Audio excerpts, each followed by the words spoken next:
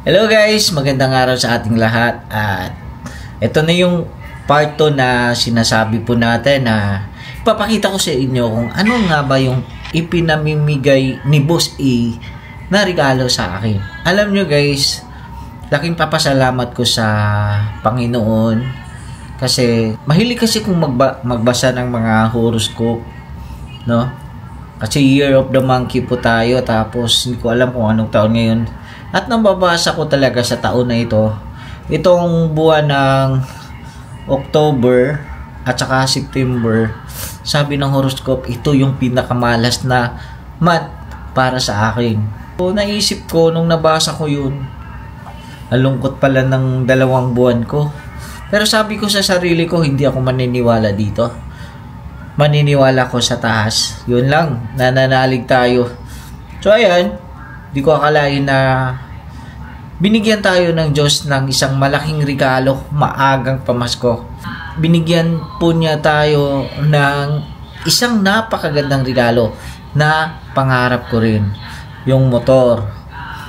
At ngayon guys, may kasunod pa pala. Iba talaga si Lord pag nagmahal, no? So ayan, at ipapakita ko sa inyo kung anong pinamimigay ni Boss A. Excited ako sa araw na yon kasi pangarap ko rin din tong helmet na to. Actually, meron na tayo at dinagdagan pa talaga ni Boss A dahil may bago daw tayong motor. Dapat kumpleto daw tayo. So, ayan, papakita ko sa inyo kung ano yon. So, ito na guys. So, ito yung ipinamigay ni Boss A sa atin. Marami kasi ito guys eh. Unahin ko muna tong itong Geely t-shirt at saka long sleeve. Ayan. So guys. At itong gloves na to, itong Sphinx glove. Saka na natin bubuksan. Mag-unboxing tayo kung anong kulay nito. Kitang-kita ko naman pero mas maganda yung makita nyo na isusuot ko talaga. So ito, Sphinx glove. At saka ito yung maganda para sa rides, itong GP10, no? GP10 ng Geely. Wow, napakaganda nito guys dahil ewan ko lang kung ano pang mga functions nito.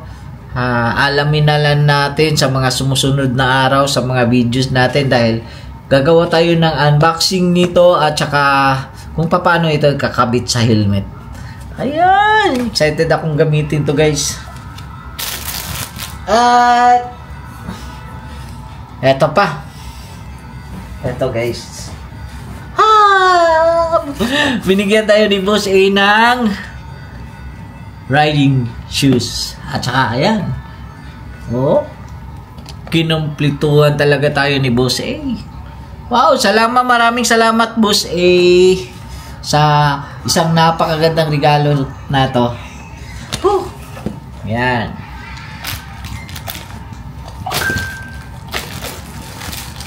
At higit sa lahat, eto. Itong helmet na to. Ayan. Isang Geely helmet. Saka ko nakasasabihin sa inyo sa mga sumusunod na araw, mag-unboxing tayo nito at kung anong klaseng helmet to.